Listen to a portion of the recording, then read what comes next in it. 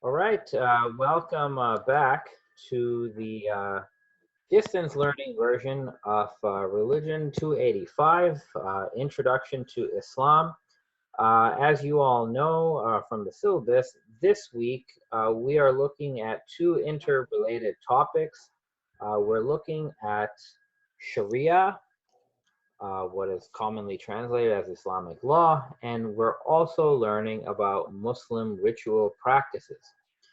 And as you all know, I assigned you a book called Beyond the Mosque as this week's reading, and it'll also show up next week. And today I have a treat for you. I have invited Rizwan Mawani, who's the author of Beyond the Mosque, to basically give you a guest presentation, uh, today. So I'm very happy to introduce Rizwan to you. We're very lucky that he's made the time to be with us this evening.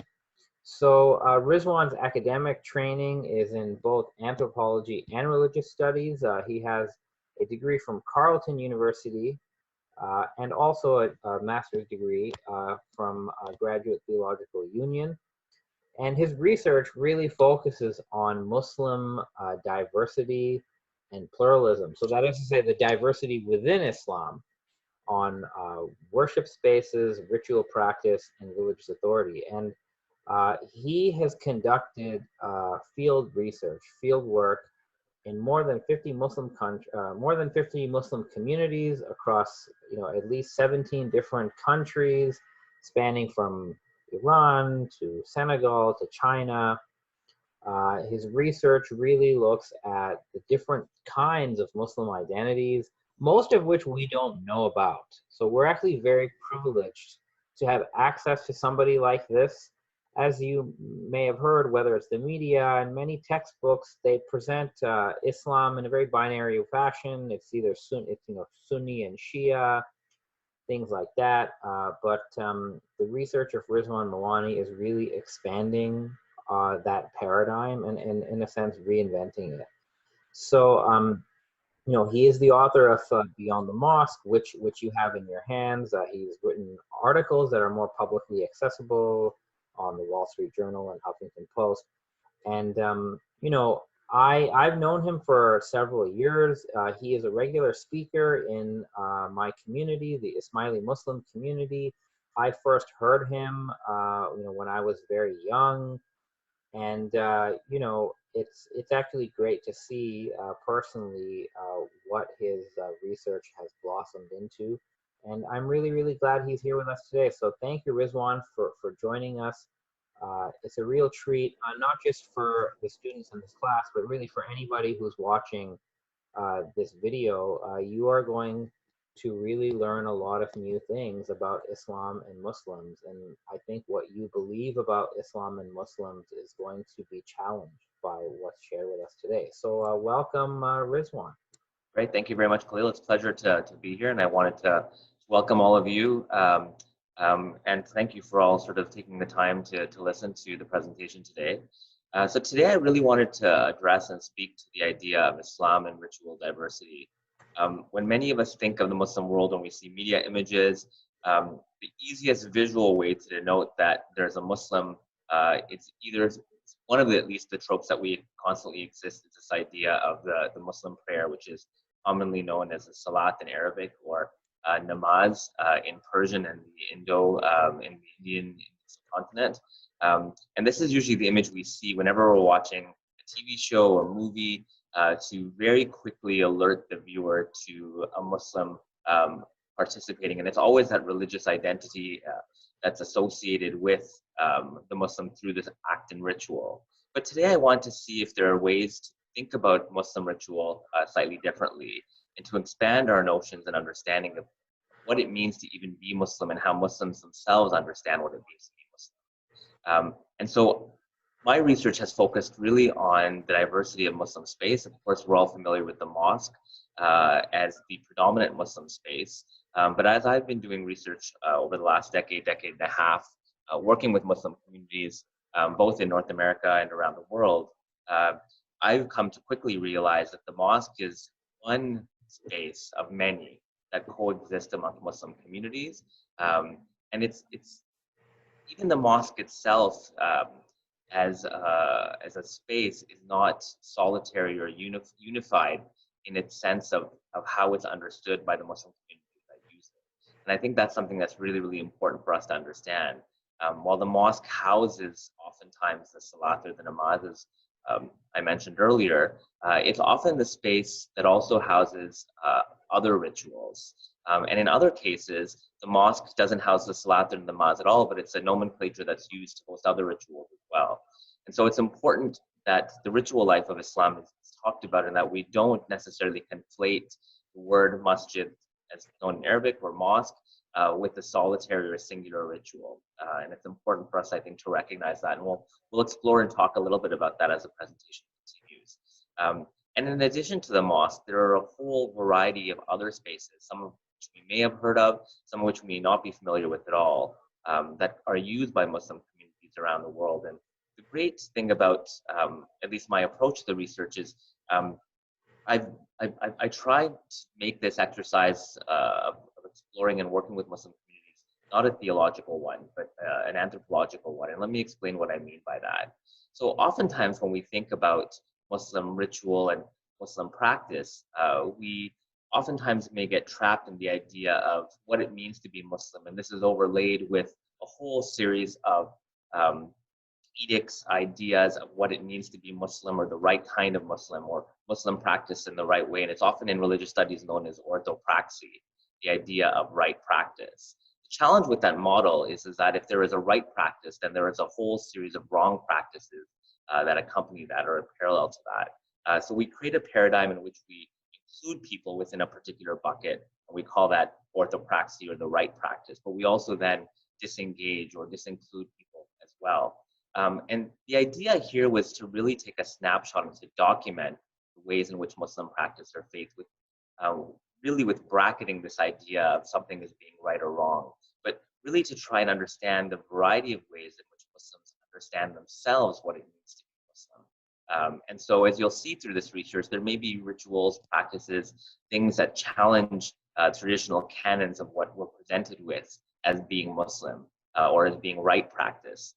But I hope in looking at this, we see that there are really, it's really, really hard for us to talk about right practice in this kind of a way when we see such diversity amongst Muslims themselves. And oftentimes the lenses by which we look at the Muslim world may taint those ideas, or at least bias the ideas of how we think about practice in the Muslim world. And so in the presentation today, I really want us to look at things a little bit differently and to challenge our assumptions, because ritual allows us to look at the Muslim world a little bit differently than law does, or looking at religion and scripture. So I want us to talk about that. And I thought the first exercise we could really do, as you can see on the screen, you'll see a circle, and some of you may see a blue square. If you see a blue square, great. But I want to ask you how we talk about, or what a square really is. So most of us would think about a square as having 4 equal sides, having 4 corners, looking at 90-degree right angles, 4 of them. And when we define a square in that way, and based on what we see, we may see a sort of a cacophony, or sort of a distancing between what we see as a square and what we describe or understand as a square. So while many of us may see a square, or at least our mind paints a picture of a square, we may not see the right angles, we may not see the 4 corners, we may not see 4 discrete sides, and yet we may call this an optical or a visual illusion. But I would argue that it actually doesn't matter whether the square is there or not. What really matters is what we see, because what we see will determine how we act and engage in our world. And for many people, I can bring up the example of superstitions. Superstitions are great because it allows us to connect things and make sense of the world in a way that others may or may not be able to relate to. So if you believe in the superstition of a black cat crossing your path and bad luck ensuing from that, as soon as that act happens, things that happen subsequently after that act will be connected in your mind to that black cat crossing your path. Now, there may be a relationship or not, but it doesn't make a difference because you've constructed your world in a particular way, and that black cat has meaning for you. In the same way, when we're thinking about this blue square and when we engage with the world, what we oftentimes believe or will impact the way in which we see the world around us. So we have different models of understanding that world. Of course, in the religious worldview is one such model that allows us to relate things to each other.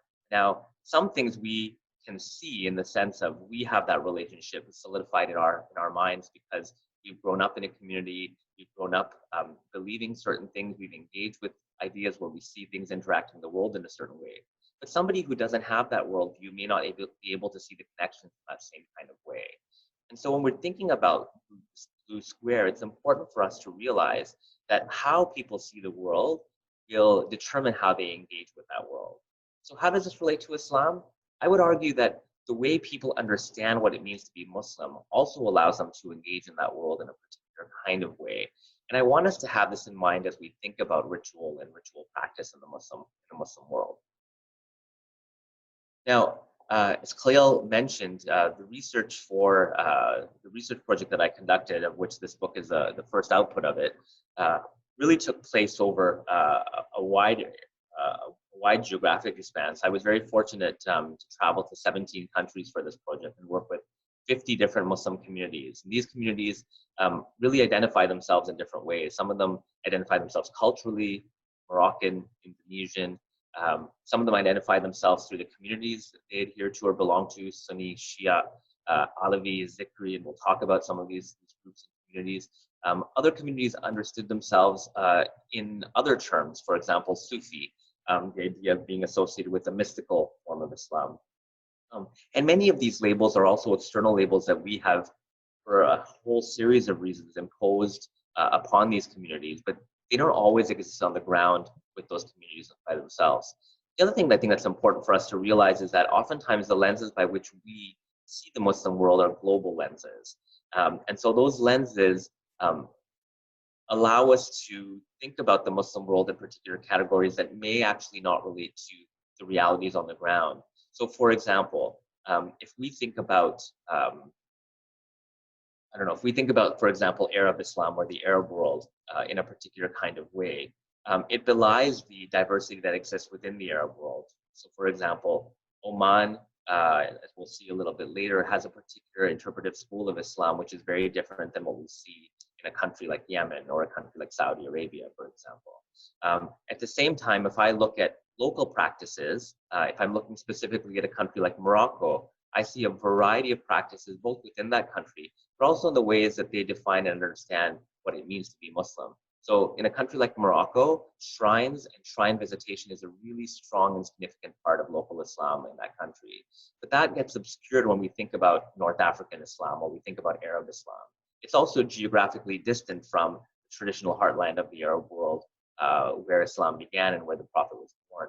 And so when we think about Islam in local ways, we also begin to see different pictures and snapshots of the Muslim world. And the value of having traveled and working on the ground is that I'm not distanced in the same way by reading something in a text or looking at a scripture. I'm actually able to see how the Quran and how scriptures and how other sorts of texts that are important for Muslim communities translate into ritual practice on the ground. And that becomes really, really important because over time and over geography, rituals and practices change.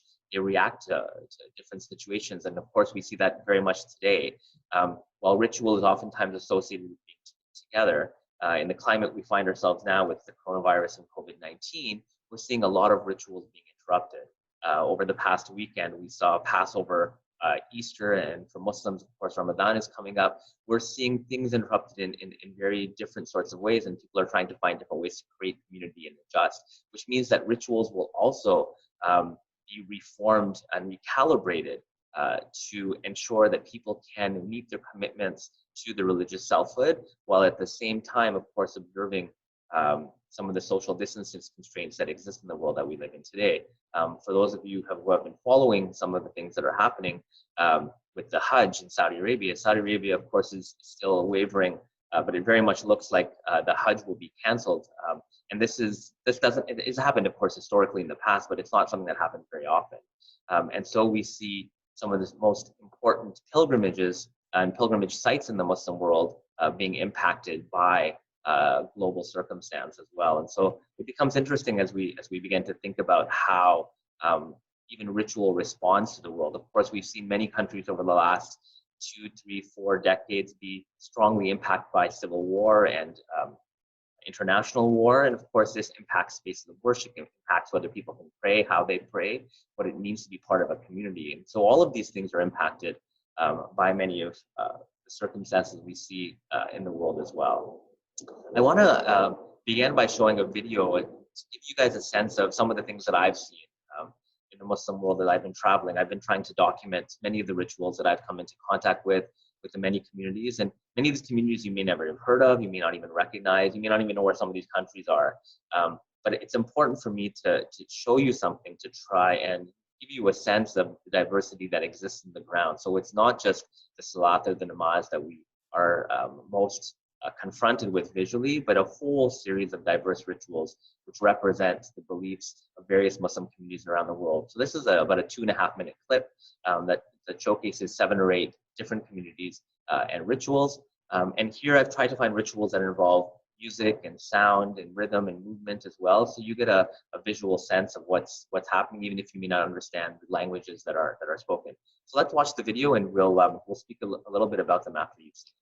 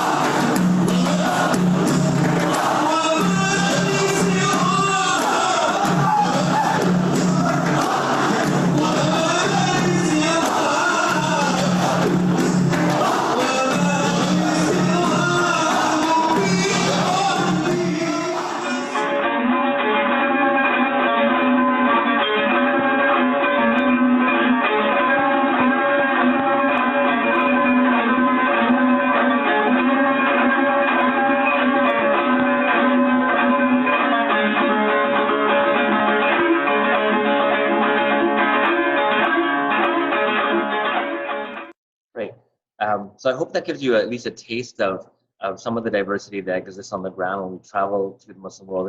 And I just want to point out maybe some things that are maybe obvious or not obvious to start. First of all, there was a whole series of languages spoken there. So while we associate oftentimes much of Muslim ritual with Arabic, the language of the Prophet himself, and of the lands in which Islam emerged as a religious tradition, it's by no means the only language that's used for Muslim ritual. While the Salat and the Namaz, the central ritual for most Muslims around the world, is in Arabic, there are a whole series of other languages that are used. So in that video, there was Persian, there was Wolof in the language of Senegal with the Marids. There was silence in some cases and just simply instrumentation. There was music is also a very, very important part of much of Muslim ritual, even though there are some interpretive schools of Islam which significantly attempt to silence music or argue that music has no place in Islam. But as we look at on the ground, music ends up being something that is significant for many Muslims around the world, as part of their religious tradition, not just as a secular tradition or listening for enjoyment. There is also instruments that are used, and in this third last video I think you saw that was on there, which was the Shadli Hadra, the one in Damascus. This was a mystically inclined community who was using instruments as part of the rituals within a mosque context. So there were instruments within a mosque. So you saw the drum, you saw string instruments, you saw chanting, you saw recitations that were all there. These were all invocations dedicated towards God, but again, done so with the aid of music as part of the ritual experience as well. And so when we look at the Muslim world, it's important for us to realize that these are all parts and windows that give us a sense of what it means to be Muslim in different communities and in different parts of the world. And I think it's important for us to recognize that this diversity exists. When we think about only the salat, the namaz, as part of ritual experiences of Muslims, it belies what we actually see on the ground. And these aren't just marginal communities. They aren't communities that sit on the edge of the Muslim world. These are communities that are very much part of the central experience, and they belong to geographic and religious and cultural traditions that transcend many, many boundaries. So it's not just about belonging to one group or one community or one geographic area. These are really rituals that sort of transcend and have value and move across different geographies and localities. So one of the things that I hope we can do today is begin to unlearn and critically investigate our assumptions about what it even means to be Muslim and how Islam is practiced across the Muslim world. Khalil, you have a question? Okay. So when we look at images and videos like this, we begin to challenge our understanding of what it means to be Muslim. It's important for us to really unlearn and critically investigate our assumptions. I use the metaphor of oftentimes of two glasses full of water. When you have both glasses full and you try to pour one into another, you have spillage. So sometimes you have to have the courage to empty one of those glasses before you can fill the other one. And it's really, really important to do that, because if we have preconceived notions of what it means to be Muslim or what the Muslim world looks like, no matter what we see, none of the things that we are verifiable on the ground will really seep into our understanding or expand our notion of what it means to be Muslim. And so I think it's important for us to oftentimes have that courage, or come to research or come to our reading with almost a lack of categories, almost a tabula rasa, a blank slate. Because when we do that, we actually are more receptive to learning about and vibing what is actually out there on the ground. And this is oftentimes one of the tensions that exists between religious studies and anthropology. Religious studies oftentimes uses the lens of scripture, the lens of history, to try and understand what it means to be part of a religious tradition. Anthropology is sometimes seen as challenging that, because it looks at what happened on the ground, what Muslims actually do. And so what a scripture says, or what the Quran may say, or what the Bible says, or what the Torah may say, and what Jews or Christians or Muslims do, there may be disconnects between those things.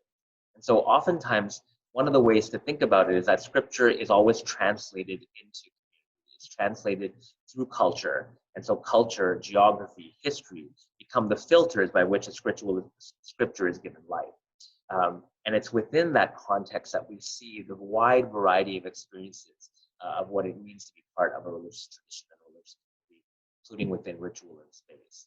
And all of these communities have rich traditions. So they have, if it's not written literature, oral literature, things that are transmitted from one generation to another that allows them to link their experience of what it means to be Muslim with that experience of the Prophet, or with that experience of the first generation of Muslims.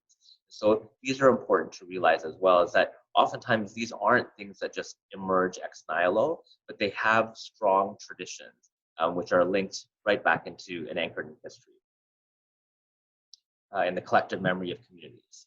And so we've seen some of this Muslim ritual variety on the ground, and I think it's important for us, first of all, to even recognize that Muslim ritual variety exists. Because without that recognition, what we see becomes very strange, I think, to many of us, because it's not something we associate with the Muslim world. It's also for us to recognize that if that variety exists, that there is a diversity within that Muslim world. And that diversity means that there is really a number of ways for Muslims to practice their faith. This, I think, is an important point for us to recognize as well. Now, we've seen this diversity, and so the question you may be asking, well, what is it that unites the Muslim world? And I think when we look at courses that are designed to teach about Islam or teach about religions generally, we start with those common foundations. We look at the historical experience. We look at the experience of a founder. So in the case of Islam, it's the Prophet and the earliest Muslim community. We look at scripture, like, for example, with Islam, it's the Quran. And later on, we see other elements adding to our knowledge of that, the hadith of the Prophet and so forth. And other communities through time also add and augment these with other foundational texts and experiences of their founders. But the way I like to think of Muslim communities are almost like a triangle. So there are 3 points that I think are common to all Muslim communities. Of course, there is the belief in a supreme creator, Allah. There is the belief in his prophet, and the last prophet of the Muslim world, Muhammad, and the Quran, which is scripture that results in an interaction between God and his prophet. Now, how that triangle then gets colored, how the notion of Allah is understood, how the notion of the prophet and his experience is understood, how the understanding of the Quran is interpreted, are all parts that then emerge through a collective memory that peters out through history. And what I mean by that is each community really fills in that triangle in ways that make sense to it based on their historical experience. And so while the 3 points of the triangle are common for all Muslim communities, what may be different is how those 3 points are then understood and therefore experienced through time and through history, which includes in ritual itself. So we might think of Allah as an abstract concept, the idea of a God above all else. But if we were to look at literature right throughout the Muslim world, and even within particular communities, we see very, very interesting debates about how and what God is and what he does. We see very interesting debates about the nature of the Prophet. And we also see very interesting debates about the Quran and its status. And so there are many, many things that are at play. And just because a community has a particular viewpoint at one point in history, it doesn't mean that that viewpoint is then fixed in time. As a community moves through time, theology then develops, and that theology then translates into lived practice, such as ritual and space. And sometimes that lived practice is affected by things like we see now with disease, and other times that lived practice happens because of an experience of something. Somebody passes away suddenly. A community is exiled or moves from one place to another, or a war emerges. And so a community then adapts to that new environment and begins to fill that triangle in a slightly different way. So what I thought, yes, Khalil? So, you know, when you show this triangle, one question that comes to my mind, and probably many others watching it, is I thought the 5 pillars of Islam is what all Muslims have in common. You know, I thought everybody does those 5 pillars, and I figured that, you know, those communities that don't do them regularly and instead have other practices, maybe they're just bad Muslims. You know, Yeah, and I think why shouldn't we think like, you know, why are we all been told that it's about 5 pillars, and what's the problem with saying 5 pillars good, and if you don't do it, you're just a deviant? I think that's the model that many of us have inherited. So we have this model of what are known oftentimes as the arkan, the pillars or the foundations of faith.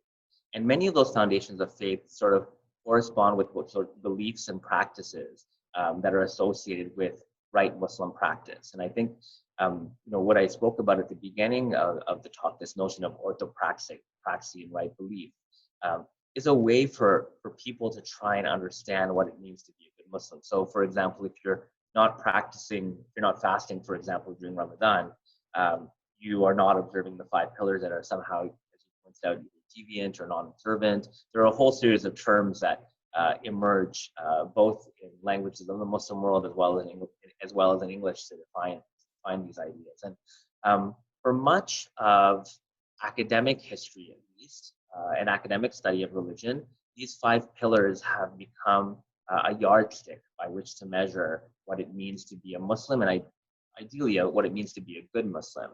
But one of the things that I think, and that we can have a whole different talk on where these 5 pillars emerge from and how they come to be canonized as part of our understanding of what it means to be a Muslim. And as I began to travel around the Muslim world, it was really these 5 pillars which began to initially shape my sense of how Muslim communities themselves were deciding how other Muslim communities were part of that ummah or not. So, the term that's oftentimes used, ummah, to refer to the entirety of the Muslim, in a sense, a forest of all of these triangles kind of put together, is one way in which we can think about the Muslim world. Challenge has been is that the first people to pronounce Muslims or particular Muslim groups as unbelievers or kafirs, those who are ungrateful, are usually Muslims themselves. And this is one of the, I think, the challenges of the Muslim world. It's not usually others who are saying, oh, you're Muslim or you're not Muslim. It's usually Muslim communities themselves. And Muslims have, of course, the best of intentions when they're saying this, because they want everybody to be saved and to have access to salvation. But the challenge of looking at Islam in this way through these 5 pillars belies what we actually see on the ground. This idea of a canonization of 5 pillars really, first of all, speaks primarily to a Sunni experience of being Muslim. And one of the things I think that's important for us to recognize is, as we see that there are different communities, of course, the Sunnis, the Shia, the Ibadis, many of them share these 5 pillars, but how they understand what these things mean. So when I say you have to say the salat, for example, 5 times, or you have to fast during the month of Ramadan, many people, of course, have these observances and they will observe this. The vast majority of the Muslim community has this as part of their understanding of what it means to be Muslim.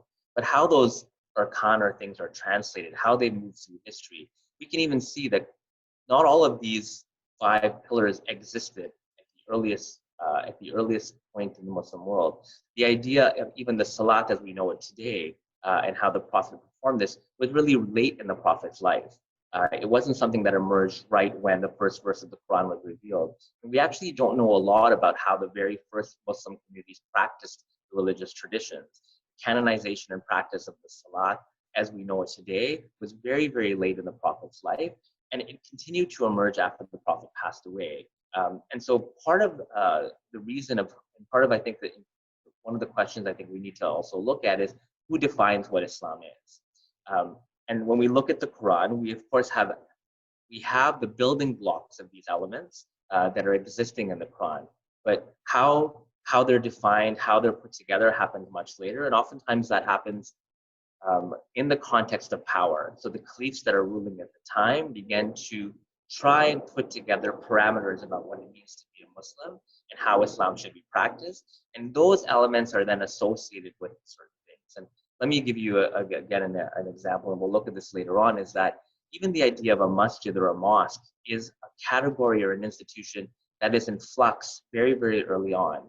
We only have one example or 2 examples really of a mosque that exists during the Prophet's lifetime. We know that his house oftentimes is written down or is we see in the documents is used as a masjid, as a mosque. Although that's being questioned today, is actually what was meant by a masjid in that literature. But the Dome of the Rock, the Kaaba, some of the earliest spaces of piety in the Muslim world aren't defined, or we wouldn't translate or think about as mosques today. So when we look at all of these things that are in a state of flux, I think it's important for us to recognize that the arkan fall into that category of elements that were later pieced together as part of Muslim experience. And this was attempted to define what it meant to be a Muslim. Now, today we expect all Muslims to kind of fit easily within those categories and blocks. But when we look at the historical experience of Islam and of Muslims, we see there are very different things that begin to emerge. And so while it may be the right practice from a particular community's point of view or a particular linguistic group, we see things that are very different that are emerging through time. Well, a little bit of a long-winded answer to a simple question, but and as we go through this, I'm going to raise maybe questions through some of the communities we look at that challenge these examples of what the arkan are as well, and what these 5 pillars are. So what I thought we would do to make it less heavy and to make it a little bit more fun was to really go through almost like a quiz where I could maybe ask some questions and we could use these as examples to talk about the diversity in the Muslim world. So I wanted to start first of all with some context setting. So many of these may be obvious to some of you, they may be surprises to others, depending on what you know about the Muslim world, but I think this will allow us to shift our lenses a little bit about how we think about what it means to be Muslim. So the first question I want to start with today is, which country has the largest Muslim population? Is it A, Indonesia, B, Saudi Arabia, C, Egypt, or D, Nigeria? And some of you may have some guesses about this. And I want to start with maybe a map to help us to answer this question. So the Pew Foundation, and some of you may be familiar with some of the Pew Foundation studies as part of their project on religion in American public life and global public life, came out with this wonderful map almost 10 years ago now, or more than 10 years ago now. And believe it or not, we really didn't have a good global demographic study of the Muslim world before this. But the Pew Foundation created a series of tools, one of which is this fantastic map. And this map, it looks maybe a little different than the geographic maps that you're used to. But what they've done here is denoted the number of Muslims that exist within each country. And we may debate the numbers themselves, what's officially reported versus what's unofficially reported. But what's useful here is the proportions of Muslims that exist in various countries. So if you look carefully here, you'll notice that the largest Muslim country by population is Indonesia, sort of towards the lower right of your screen, at 203 million people. And again, some of these numbers are a little bit out of date now, but it gives you a sense of scale. You know, if you look at, for example, Saudi Arabia, 25 million. If you look at some of the other countries that you might associate with larger populations, maybe Iraq or Iran, you'll see significantly smaller numbers. And so when we think about this, when we think about the face of Islam, or think about the way Islam is depicted in the media, we're still oftentimes seeing an Arab face of Islam in many, many cases. But when we look in the entire Arab world inclusive is still smaller than the population of Indonesia. And the island of Java, the most populated island of Indonesia, has more Muslims than all of the Arab world. And so it's important for us to recognize that. Now, what does that mean and why is that important? Well, it tells us that while we may have a particular locality or a particular kind of strong voice amongst particular linguistic or cultural groups in the Muslim world, it doesn't necessarily mean they're the largest. When we look at Indonesian practice, it's important for us to recognize some of the differences. So, you know, one of the things that's really interesting is that until about 1970, all with the exception of maybe a couple of mosques on the island of Java, most of them didn't face Mecca. They actually faced east-west. And this is an interesting axis because Indonesia, prior to the coming of Islam, had a religious tradition that overlapped Buddhism and Hinduism. And in the Buddhist-Hindu tradition, there was a very sacred mountain on the island of Java known as Mount Meru, and mosques were traditionally oriented this way to take advantage of the access of power that existed. And beginning in the 1970s, one of the interesting things that happened was that Saudi Arabia began to invest heavily in Indonesia in terms of trying to build mosques, trying to sponsor imams to come to Indonesia. And there was initially a huge resistance to mosques being built facing the Kaaba. And in Javanese, the word Qibla doesn't just mean to face the Kaaba, it also means to obey. And so there's an interesting play here of words. Think about what this means. But there was a tension that existed because in the tradition and communal memory of Indonesian Muslims, the mosque and even the architecture of the mosque is very, very different. There's a jonglo roof, so it's a tier 3 or 4 story roof. There's no sense of a minaret or a dome anywhere on that roof.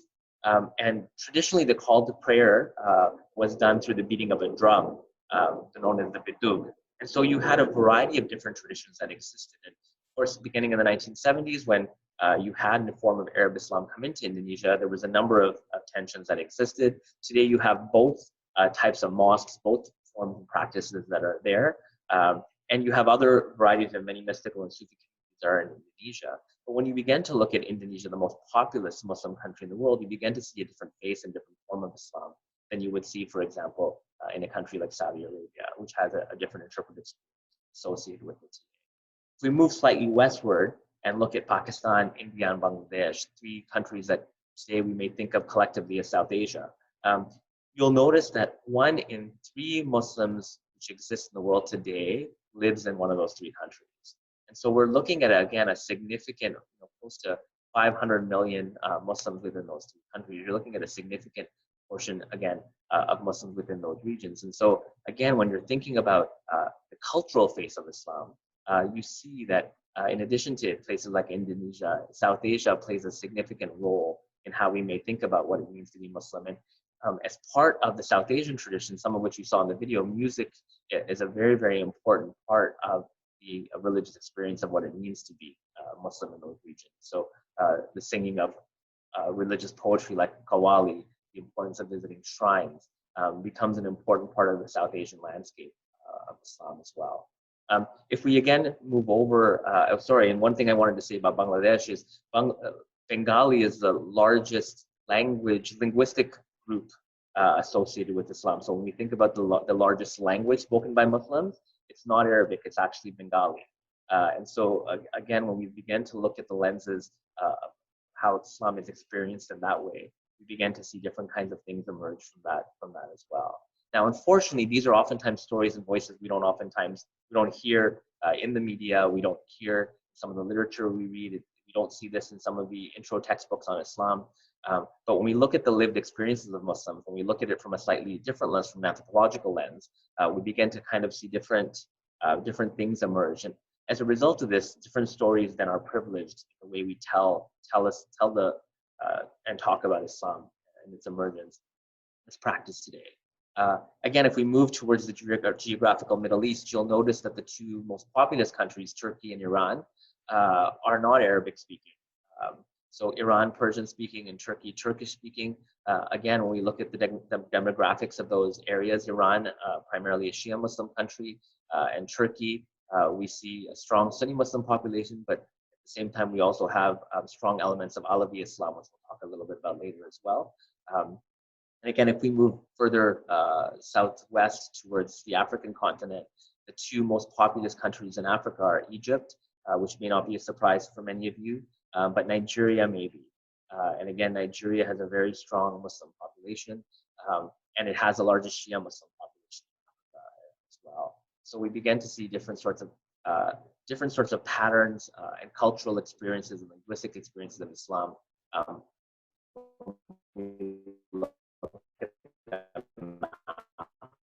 Themselves. The United States has a huge range because of the census population data that we have as to how many Muslims live, and so the range really ranges between 2 and 6 million. It's probably likely closer to 6 million, but because people identify themselves in different ways and the ways the demographics and statistics are taken differ, we have different numbers that are reported in the U.S. And so we begin to see slightly different things here. France, now we know, has more mosques than churches, and of course France is historically associated with very strongly with Christianity and Catholicism in particular. And so the kinds of ways we're seeing people shifting, and of course with all of the refugee movement and migrant movement right now, we're seeing lots of informal spaces emerge as people try and continue to practice their faith across very, very difficult situations. So I want to move to the second question in our little quiz.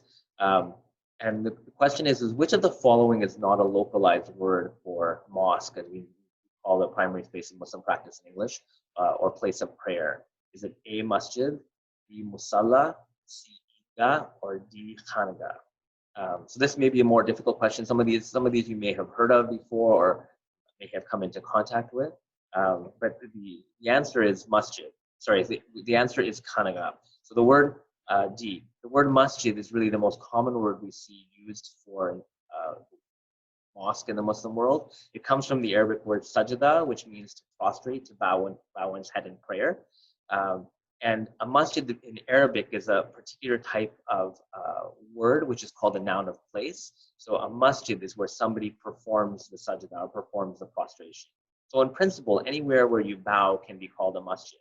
But today we associate that word more formally particular kind of institution where people come and perform the salah or the daily prayer. But as I mentioned earlier on in this talk, that it's by no means the only ritual that happens within that space. And as we saw from the video, and as we'll talk about a little bit later, many Muslim communities have other rituals which take place in the masjid as well.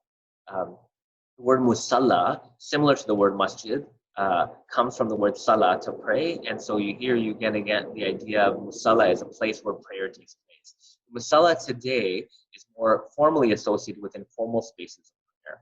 So things that that are not formally masjid that may temporarily act as a masjid. So in Indonesia, musalla is a word that's oftentimes used when you go to a gas station and there's a prayer room, or in the airport, for example, if you're traveling through the Arab world, you'll have places known as musallas where people can literally just go and pray. Oftentimes, musalla in certain countries are used for large prayer spaces as well. Again, just expanses of land, not formal, that we're going to go and pray, where may not be an imam associated with prayer leader, even with a space. The term Eidgah is a term we see in certain parts of the Muslim world, where there's usually a very large space on the outskirts of a city that are used primarily for the two prayers, the two festival prayers that we see, Eid al-Fitr and Eid al-Adha, performed amongst Muslims. And these are, again, massive places where you may have tens of thousands of people gathering in a single place for prayer. And the word khanaqah, which is the correct answer to this question, is a space that's usually associated primarily with mystically minded communities for their religious practices. So while a khanaqah can accommodate the salat or the Muslim prayer, by no means is it exclusively related to that. So we see a whole series of terms which we may all, A, B, and C, which we may all associate with the word mosque in English, but within the Muslim world, there are distinctions that are made between some of these places in which.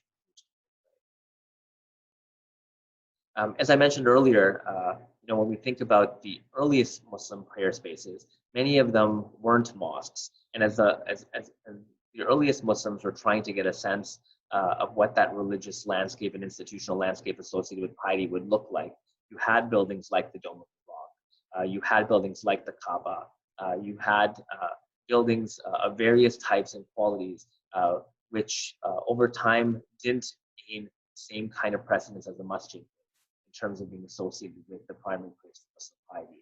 But it's important for us to recognize that with Islam didn't come the mosque kind of ready-made.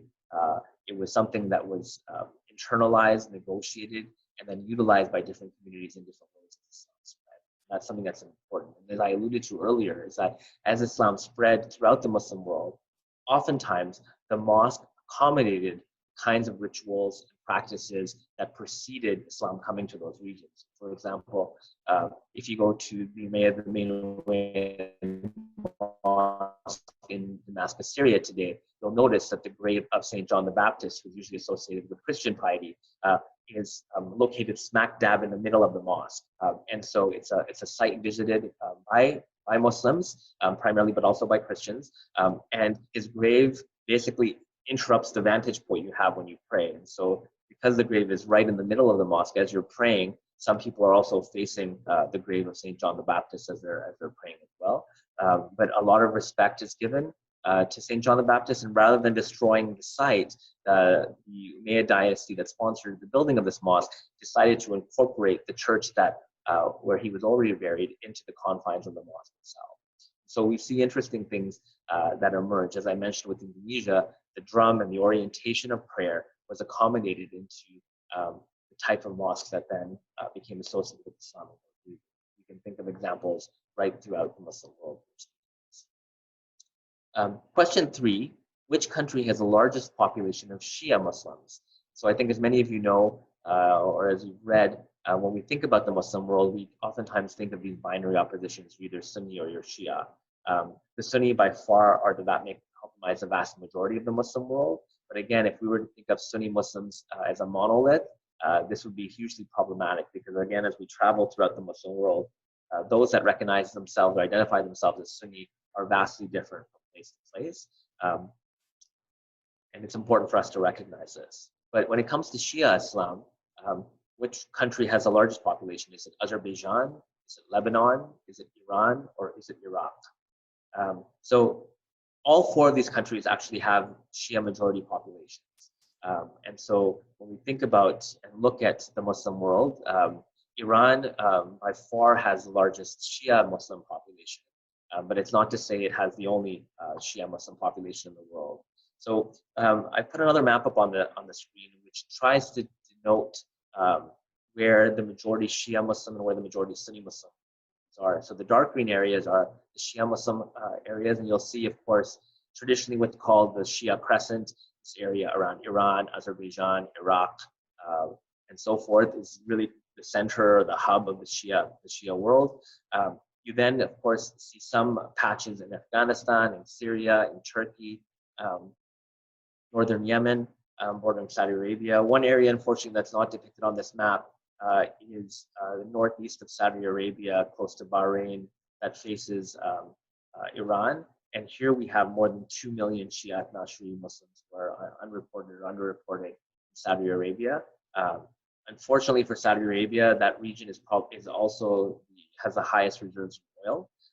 And so there are large challenges in terms of the economics of Saudi Arabian the oil industry, and also where Shia Muslims are located. And when we think of Saudi Arabia, we think of particular brands of Islam. Oftentimes, we think of Wahhabi Islam, or we think of particular interpretive schools of Islam that exist in Saudi Arabia. But again, this belies the experience of Shia Muslims who have been there right since the beginning of Islam and who have stayed there.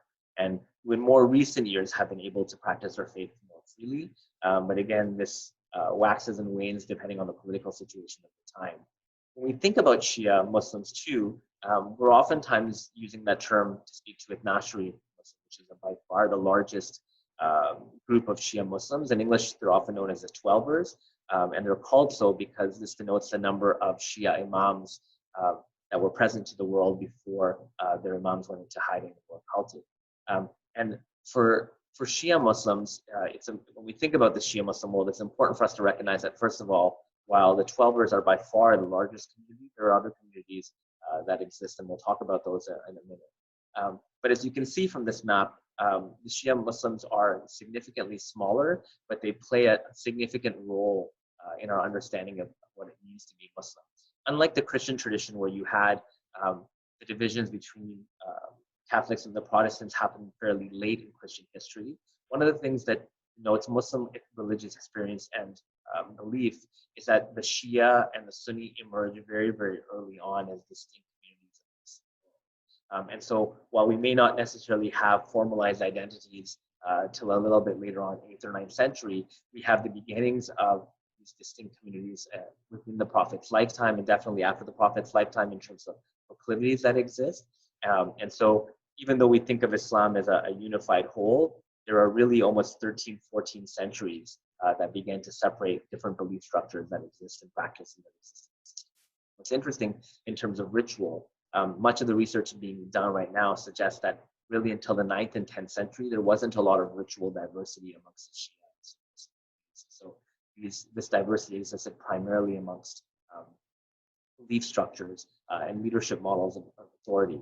And so that's something that's important for us to recognize. The next question I want to ask is, which of these communities does not identify itself as Shia Muslim? So I talked about there was a number of them. So we've talked about the Ithna-Asharis, the largest. So hopefully that's not the answer that you're picking for this question. But we also have the Ismailis, the Zaydis, and the Ibadis. So the answer to this question is D, the Ibadis. The Ismailis, the Zaydis, and the Ithna-Asharis all comprise part of the Shia Muslim world, and there are other communities that we can talk about as well. The Zaydis we find primarily located, I'm just going to go back to the earlier map, in the north of Yemen, and you have a significant portion there, as many as 8 to 10 million Zaydi Muslims call Yemen home. And interestingly, one of the things that is traditionally thought to defy Shia Muslims from others is that they have a link of leaders who succeeded the Prophet Muhammad in leading these various communities. And Yemen had a Zaydi Imam until 1960. He was actually the head of state until he was assassinated. And at that point, you had then a secular leadership in Yemen, at that time North and South Yemen, under the leadership of Ali Abdullah Saleh. And then this sort of continued with the Ismailis. The Ismailis still adhere to an imam today who is able to trace his lineage back to the Prophet Muhammad. And the Ibadis are, again, a community we don't often talk about, but they're a community that actually emerged before the hardening of identities of Sunnis and Shia Muslims. They emerged very, very early on during the lifetime of Ali ibn Abi Talib, the cousin and son-in-law of the Prophet, and also the fourth caliph of the Muslim world. And the Ibadis, again, initially aligned themselves call the Shias today, but there was internal differences that emerged, and they defined themselves as a distinct community very, very early on. Historically, they were associated with the community known as the Kharijis.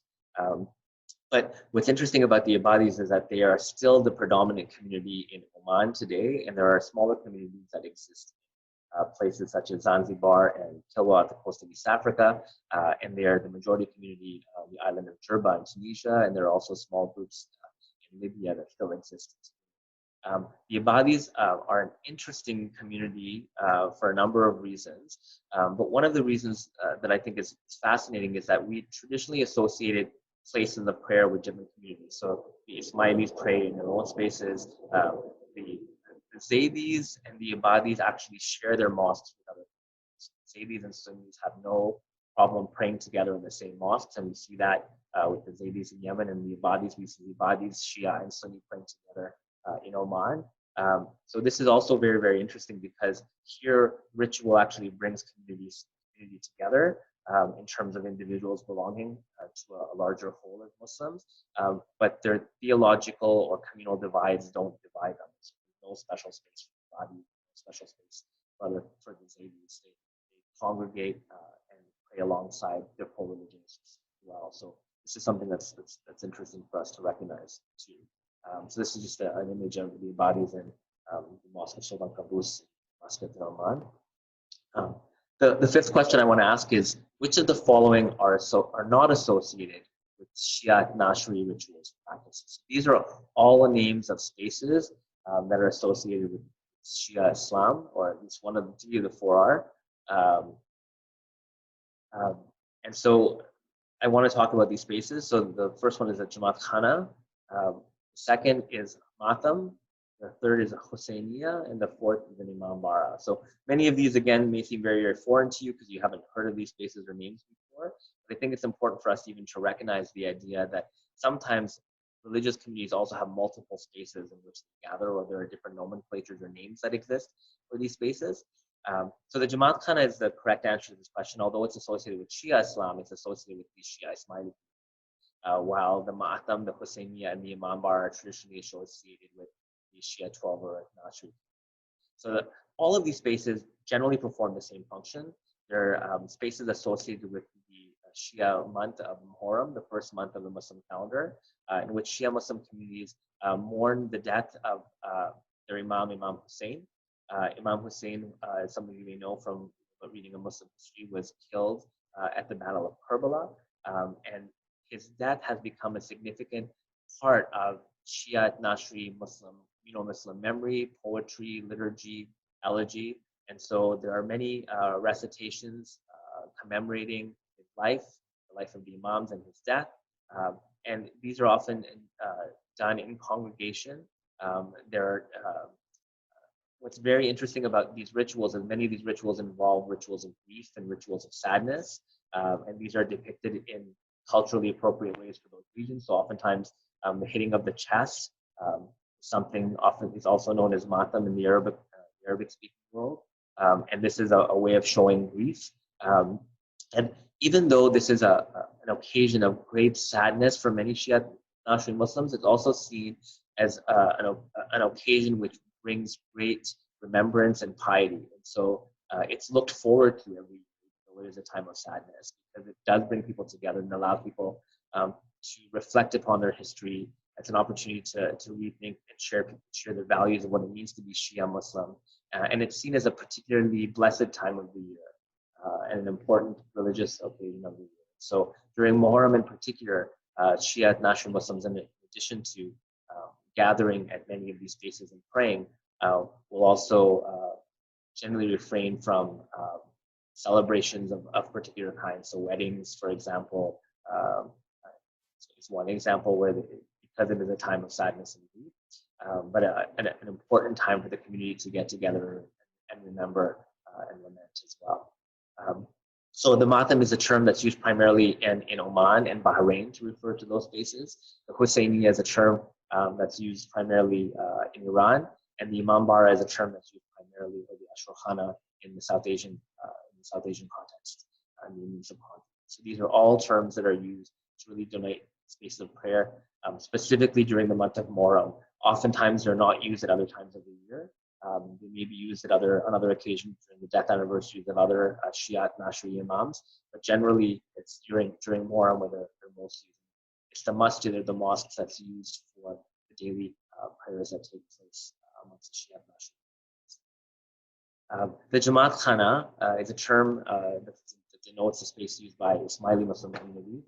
This is a jamaat known as the Ismaili Center in Toronto that was built not too long ago, a few years ago.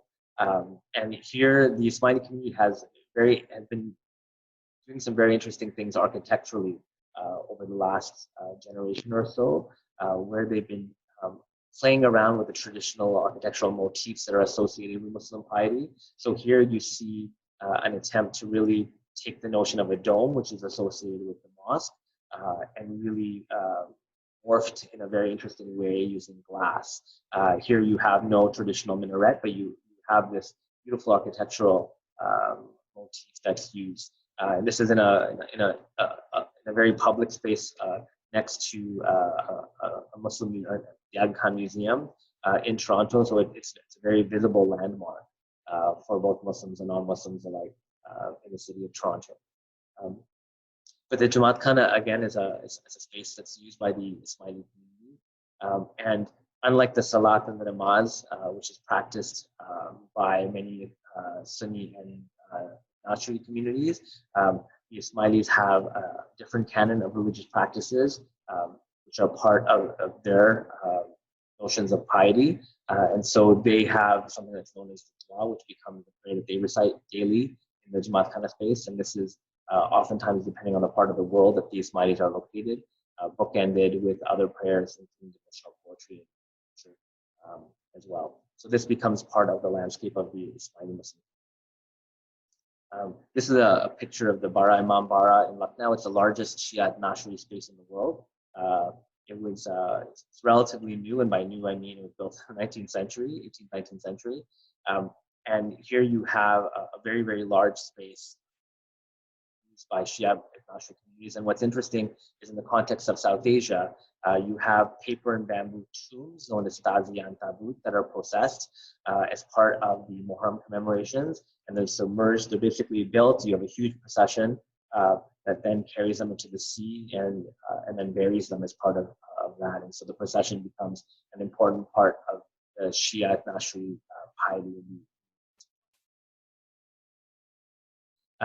So I wanted to talk a little bit about some of the communities that also don't identify themselves as either Shia or Sunni. And this is important because when we think about the Muslim world, it's usually we default to the Shia and Sunni binary way of thinking about them. But there are many communities whose experience of what it means to be Muslim doesn't align with the ways in which Shia Muslims and Sunni Muslims define themselves. So they've chosen other nomenclatures outside of those boundaries by which to articulate their identity.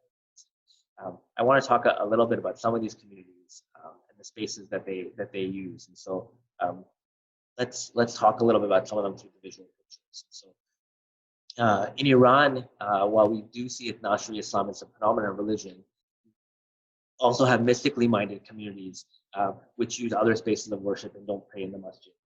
So one of those communities, or at least two of those communities, pray in a space known as the jamatkhana.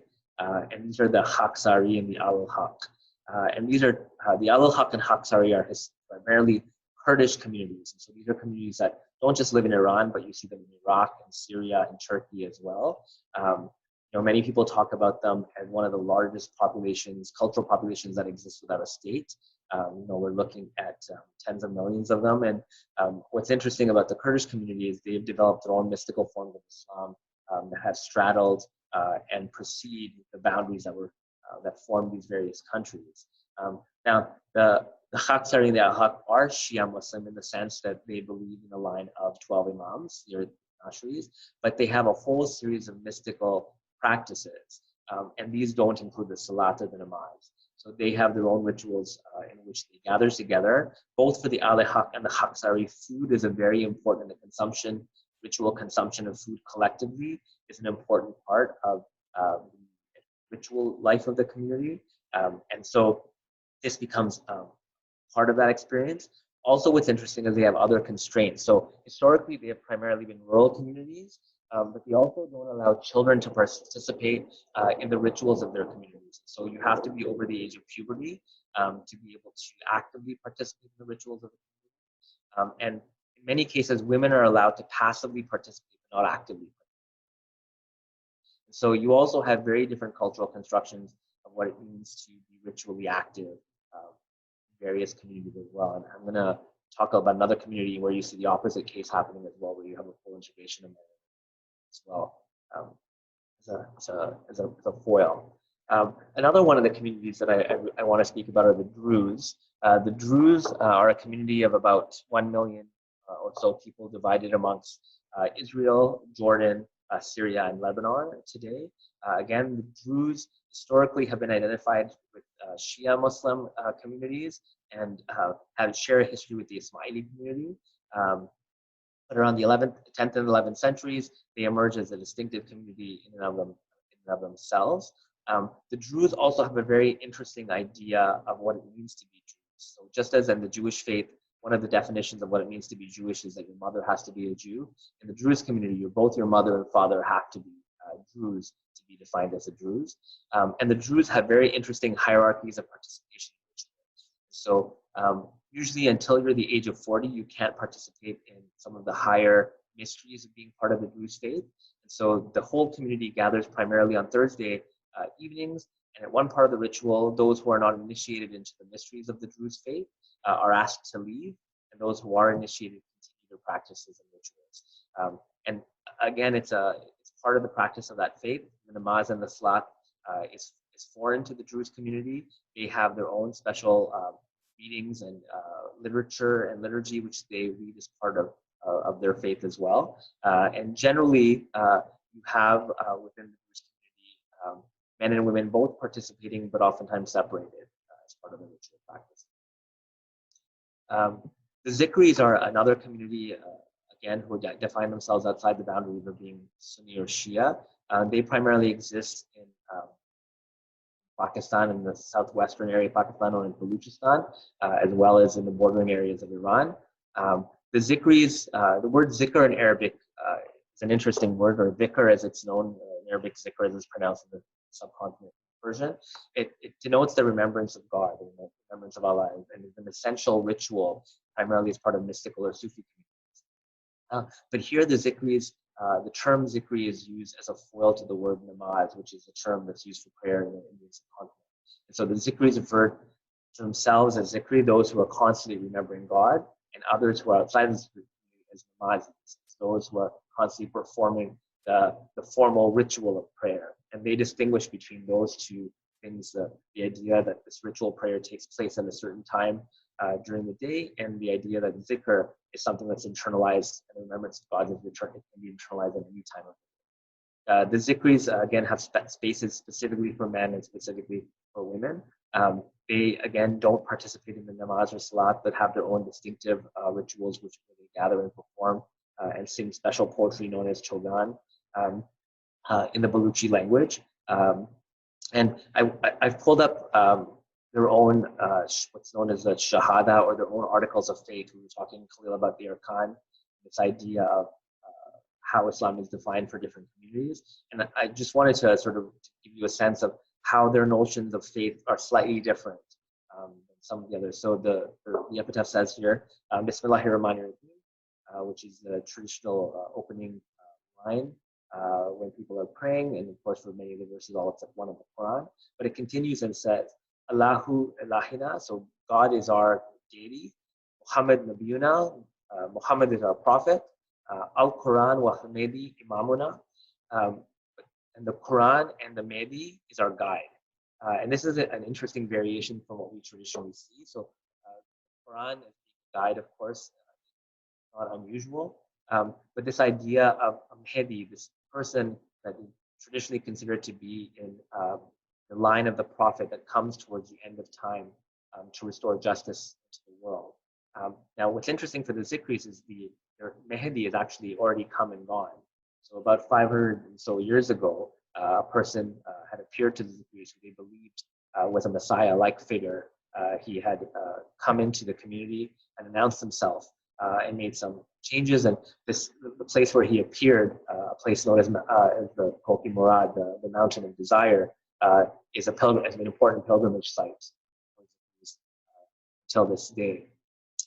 But again, they have their own sense of, for them, cleanliness is a very important part of the ritual faith. And so while you have this notion of wudu or ablution, which is an important prerequisite for the salat or the namaz, for the zikris, they have to take a full shower and wear white clothing to the prayers. So they, again, have a very particular kind of sense of purity that emerges in the ritual practice as well.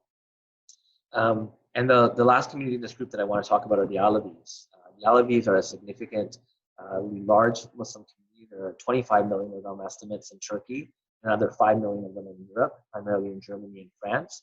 The Alavis historically and theologically have a relationship with Shia, Ithna Islam, but define themselves outside those borders today.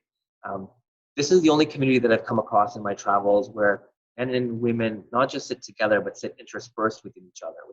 So you can see from the picture that there are men and women sitting not just next to each other, but literally next to each other, and then a man sitting next to a woman and a woman sitting next to a man. And in Alavi belief and theology, it's believed that God doesn't really see the body, he sees the soul.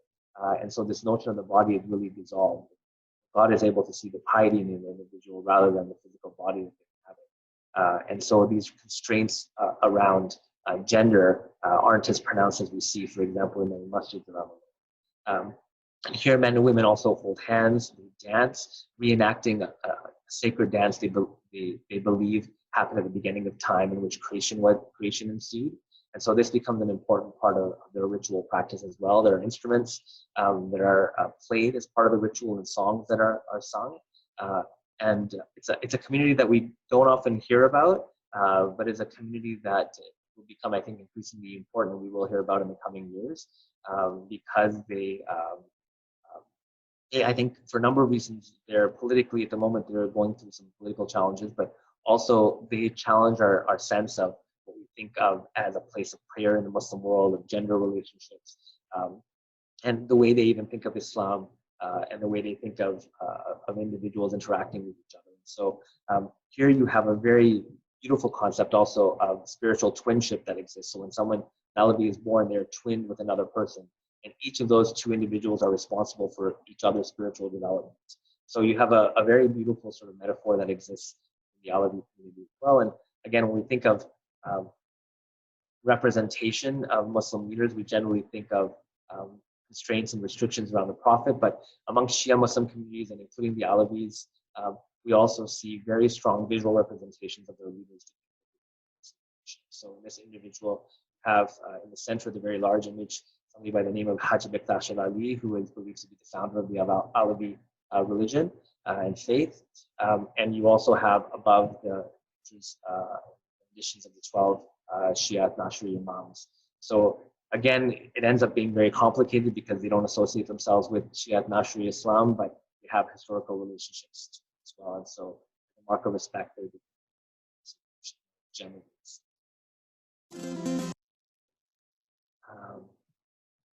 When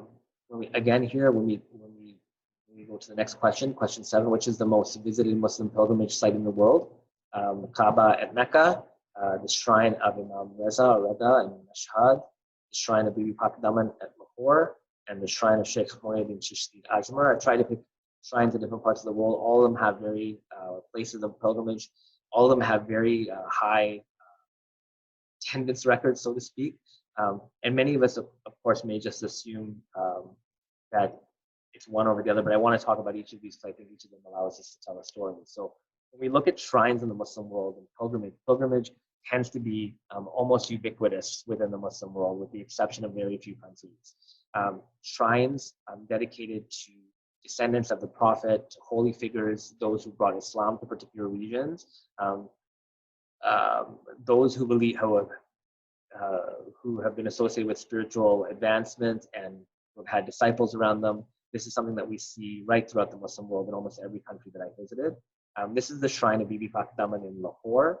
Bibi Pak Daman is associated with a member of the Prophet's family and actually one of the daughters of Imam Ali. associated with Shia Muslims, but here the shrine is visited by both Sunnis and Shias.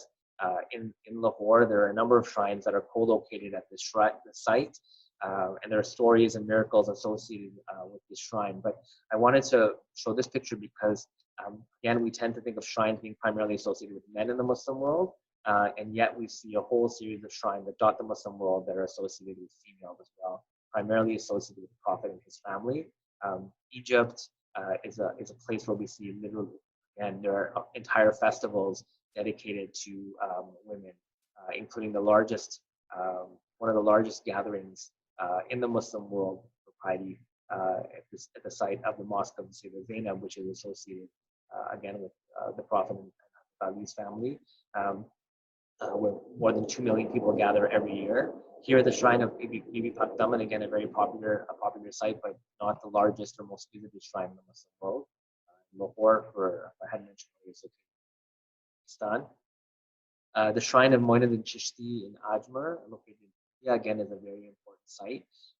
And if you look at the image on the left, you see a number of women. Women aren't allowed within the confines of the shrine itself. They're allowed on the perimeter of the shrine.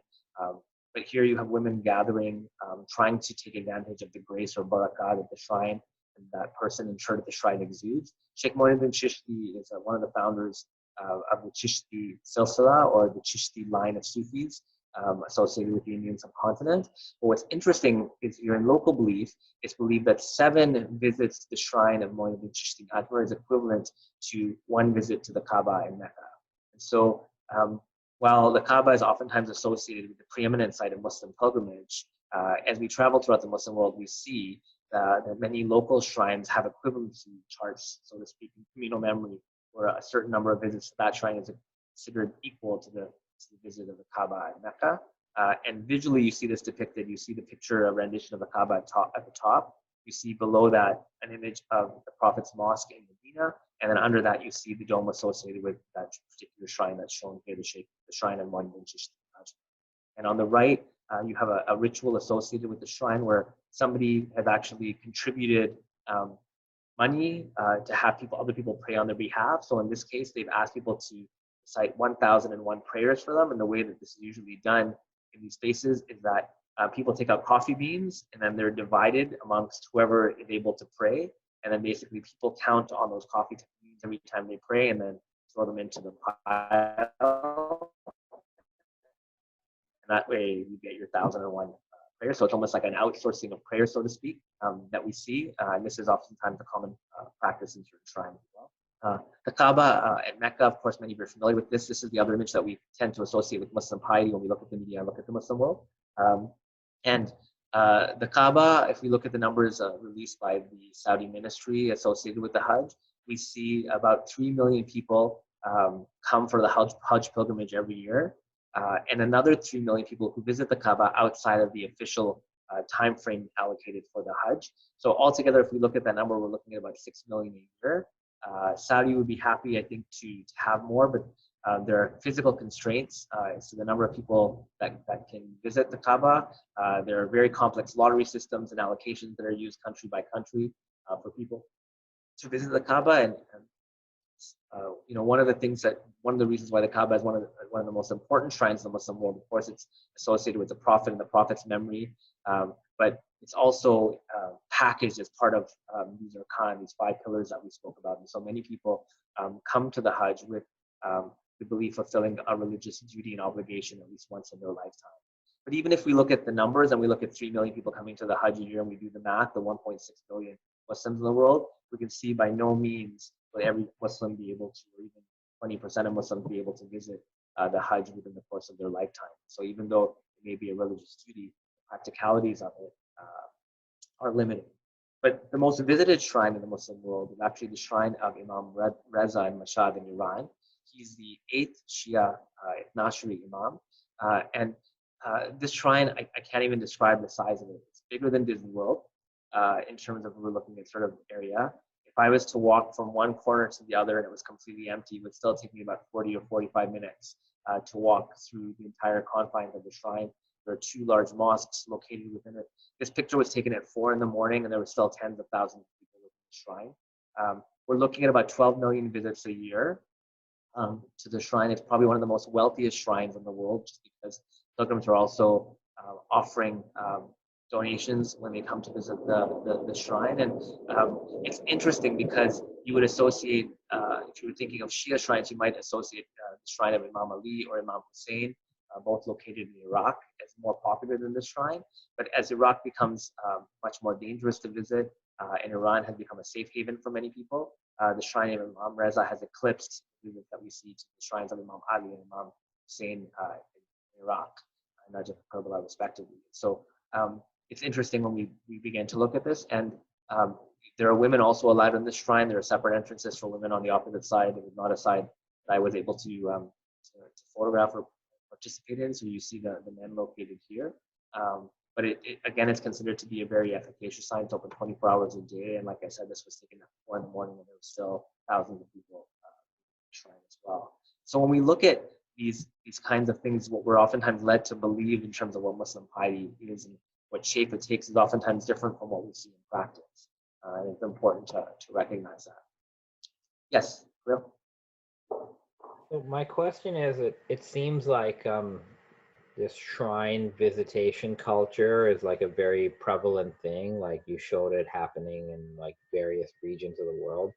So what's sort of like the theology behind this? Because many people would think, especially today, we have this impression that in Islam there are no intermediaries between worshippers and God, and that's what Islam came to do, to like get rid of all that. And yet, based on what you're sharing and based on just the statistics that you've shared, it seems like people are going to the shrines of holy men and women. So how do you reconcile that? What's going on here? So are we wrong to think that there are no intermediaries between humans and God for Muslims? I think different Muslim communities have different understandings of the efficacy and value of these shrines. But generally, one thing that we see is that people believe in this idea of barakah, this idea of spiritual grace. And spiritual grace oftentimes emanates from those who are considered to have a proximity or closeness to God in their lifetimes. So for the Shia, these are considered to be their imams. For Sufi, mystically minded communities, these are considered to be founders or people within chains who transmitted knowledge and who began to teach the disciples the way of their particular paths. And there are others, for example, members of the Prophet's family who are also considered to have this access to grace. And almost universally throughout the Muslim world, it's believed that this notion of grace survives the death of the individual who has this grace. Even though the physical body of that individual, the life of that individual is no longer here, that the grace that the individual was able to exude in their life survives their death. And so we see monuments, so to speak, dedicated to these individuals. Sometimes they're very small and nondescript, a simple tombstone. Other times we see grand edifices such as the Shrine of Imam Reza in Mashhad that are massive, partially because of the donations that are given by pilgrims to these sites. And again, there are different beliefs as to whether these individuals can be seen as intercessors or provide some sort of connectivity to the divine. But one thing that is common is that in the psychology of many Muslims, there is a strong sense that if access to this individual, especially if they're in proximity to them geographically, is able to give them access to this. So, I think part of the psychology of Islam is that Allah is something. The idea of God is something that is transcendent, that is above all else. Conceptually, it's very, very hard to think about. But the physicalness of these shrines, the physicalness associated with the lives and stories of people who live in these places, is something that has some kind of efficacy and grace. And so oftentimes Muslims will associate this kind of spiritual grace with other individuals who are able to achieve that sense of grace. And so in some cases, you have people evoking the will, the presence, of these individuals to try and gain Allah's favor. But in other cases, it's simply the act of visiting and paying respects and saying a prayer for this. And so you have this. And in certain schools, like in Wahhabis in Saudi Arabia, there's a strong attempt to erase the memory of these individuals that are built into these shrines, partially because they feel that there is a risk of these shrines themselves and the people that are interred there as becoming idols in the way that they're worshipped. When you talk to Muslim communities themselves, you generally don't get that sense. You definitely see a strong sense of piety, a strong sense of prayer that's associated with many of these shrines. And oftentimes people see a very strong sense of grace, just as you do with living figures in Sufi communities, where after they, or with imams within Shia communities, where after you have some kind of interaction or association with them, you leave enriched, spiritually enriched from that experience, as well with many of these things. And in many of these cases, there are also lineal associations, either through spiritual generations or through bloodline associated with the Prophet. And so you also have this connective tissue to the Prophet himself through these images that oftentimes translates.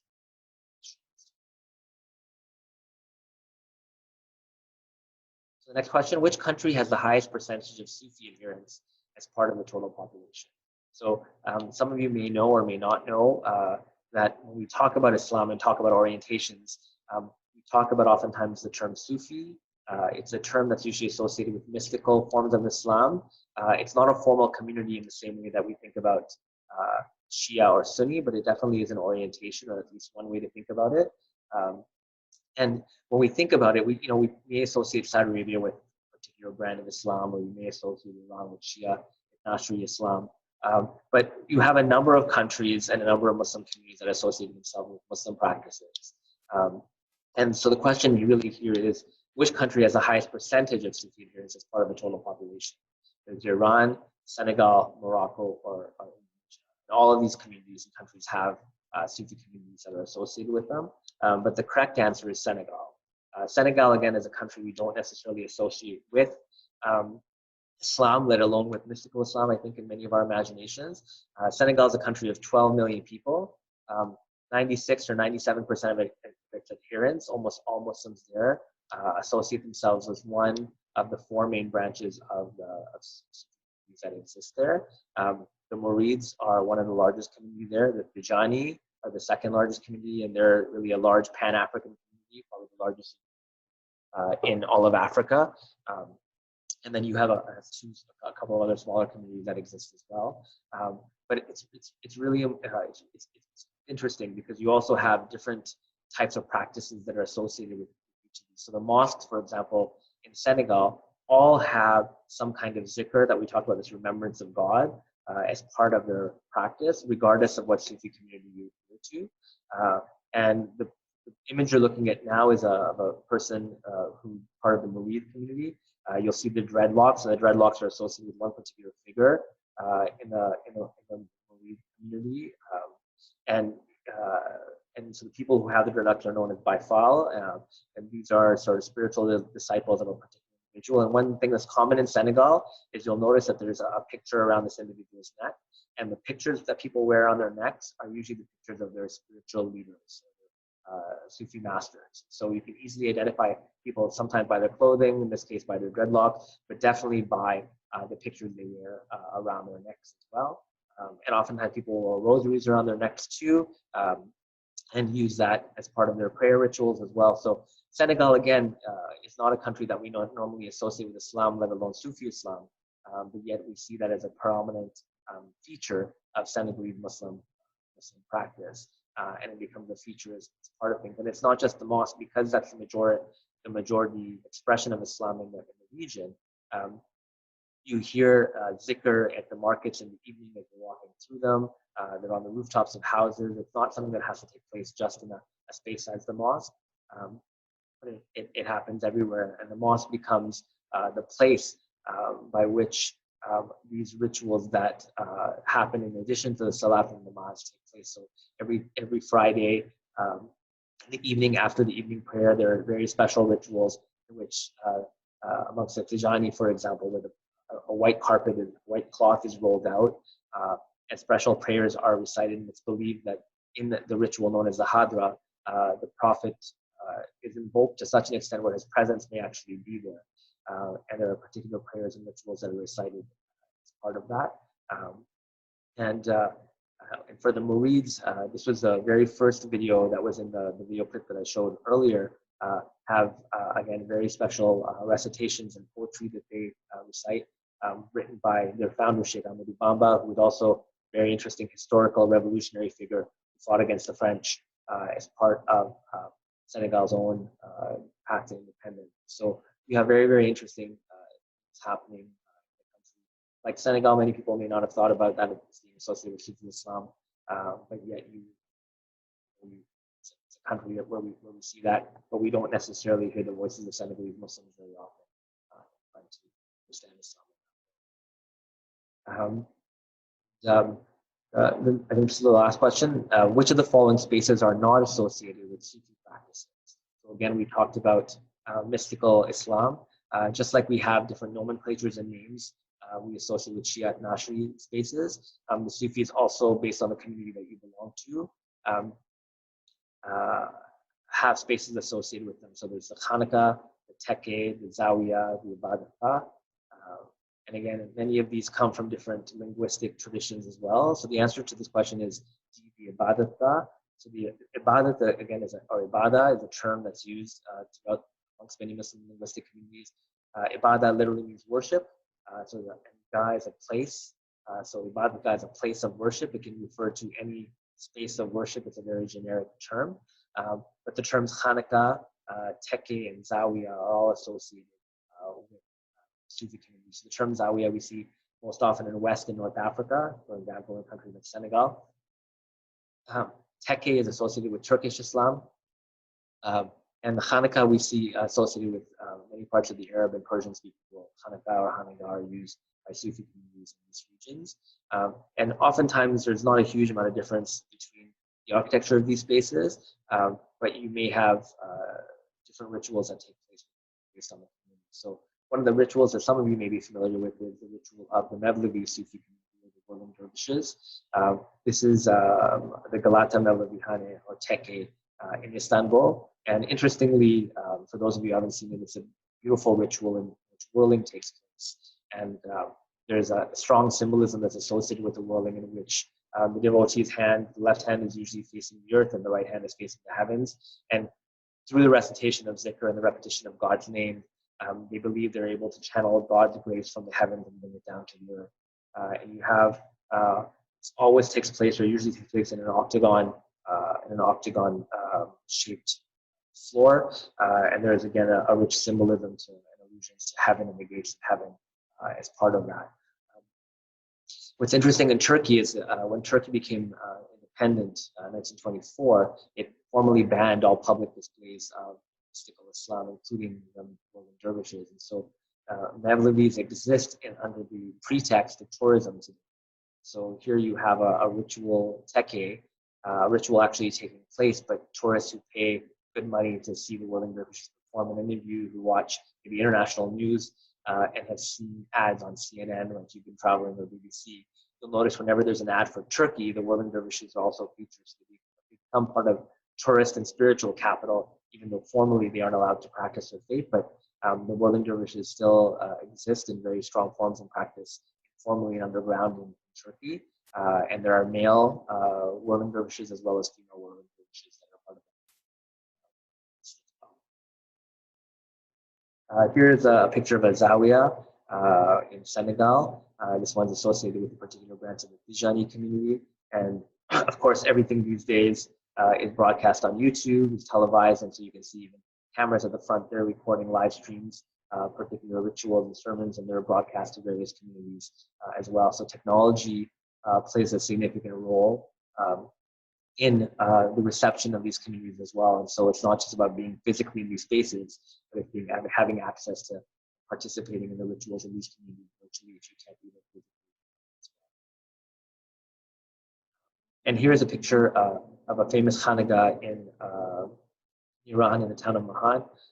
Here you have a ritual khanaqah, a space associated with the Sufi community, associated with the Nimatallahis. A beautiful space and dome here reminiscent of much of the Safavid architecture we see and design we see. Again, a space associated with Sufi community.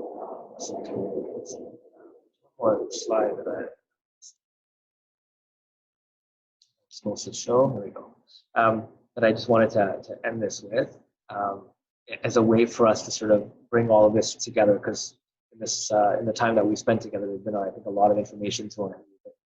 Even if you don't remember all the specifics of the names of spaces and what's happening, I think one of the things that ritual and space have the ability to do is they give us a different lens by which to think about and understand the Muslim world and what it means to be Muslim. So when we look at ritual and space, we're no longer looking at just at scripture, or we're not looking at history, but we're looking at what Muslim communities do on the ground and what Muslims, how they practice their faith. And I hope, as you've seen through this presentation, there is a vast diversity that exists. We really didn't talk about central ritual, the salat and the namaz, but there's lots documented on these rituals in terms of visually to see these. But these are a series of the salat and namaz is by far the most common practice and ritual we see by the vast majority of Muslims today. And that, the challenge with writing the book is that as I was writing the book, I had to reevaluate every single sentence I wrote, because as I wrote a sentence to say Muslims do this or Muslims do this, I would say, well, I can think of an exception to this, or I can think of a community that doesn't do this. And what I really wanted to happen was I wanted to provide a voice for Muslim communities to see their own experiences of being Muslim written down. Because oftentimes, if you're an Alawi, if you're a Zikri, or even if you're a Shia Muslim, when you're reading books about Islam, you don't oftentimes see your own experience of a Muslim captured there. And it was important for me when I wrote this book to make sure that Muslims who don't always have their experiences of being Muslim documented found a way to do this. And for me, it was a huge responsibility to be able to take the lives and voices of Muslim communities and the experiences that I was able to document and make them available. A huge responsibility, but a responsibility that I felt I wanted to burden myself with, because it was a vantage point and a window into Islam that we don't always get a chance to see. And I hope that you've also seen that ritual allows us to rethink some of the existing categories that we inherited about the Muslim world. So the idea of being Sunni or Shia, the idea of these communities being at odds with each other. There are many, many examples where communities pray together. There are many examples where you necessarily don't have the kind of divisions that we see. But at the same time, when we look at the mosque, it's by no means the only space that we have in the Muslim world, and even the way we think about the mosque and what happens in the mosque from community to community, group to group, city to city, can be very, very different. So I hope this overview today gives you a sense of how to maybe think about the Muslim world in a little bit of a different way, and how ritual disrupts this notion and traditional narratives we see of what it means to be Muslim. For those of you who have read the book Beyond the Mosque, you'll see very specific examples where many of these rituals are highlighted and described in detail. So you have a sense of what these rituals actually look like in practice, and get a sense of what are, including the Salat and the Namaz, which is described within that book. But I hope this has given you a sense of what diversity looks like on the ground. For many of us, we hear about diversity, but seeing it in practice is not always easy. And I hope the presentation can give you at least one window and vantage point to us recognizing what little we may know about the diversity of that ritual. Thank you. All right. Well, thank you so much, Rizwan, for taking the time and doing this with us. If I can ask you just one question. Sure.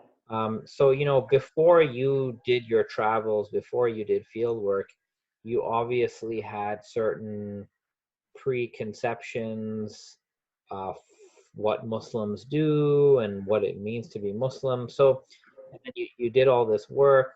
So if you had to pick sort of like one practice or one practice or one thing that you saw Muslims doing firsthand that surprised you the most, or that like challenged your conceptions the most, if you had to sort of pick one practice or one sort of ritual that you encountered that challenged your ideas Muslimness, what would that be if you had to pick?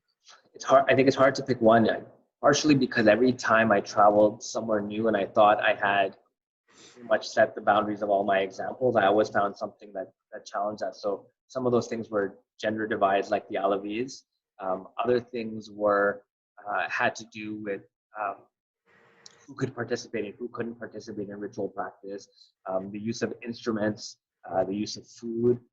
All of these things, I think, I also, as much as I tried to go in with a blank slate, went in with particular models of what Muslim practice looked like. And I think very, very early on, probably within days or weeks of my research, I realized that I had to really dismantle those orders and practices. But I think the community that's a part that I was most surprised by, maybe that's the way to answer the question with the Alavis, a group of 25 million Muslims who incorporated song, dance, whose divides amongst gender were very, very different than from other communities I saw in the Muslim world, and yet who had a very beautiful practice what it meant to be Muslim, and who were able to articulate that in very meaningful ways. I think were the community that I was most surprised to encounter, because they really challenged in so many ways my own understandings and preconceived notions of what Islam was and how it had been received by various communities and interpreted it. And after the Alavis, of course, things continued to surprise me, but I think they were the ones who were able to open my eyes a little bit more, really understand what diversity meant on the ground and how those boundaries were constantly produced. All right, well, with that, let me give another thanks to Rizwan Mawani, the author of Beyond the Mosque. You can order this book on Amazon and IB Taurus and many other venues. So for those who really are ready to expand their understanding of Islam and Muslim practices, you can get that book. So thank you again, and to our class. If you have any follow-up questions about this particular talk, you can post them in your lecture self-review, and I can send them to our presenter. So thank you all very much, and we'll see you later.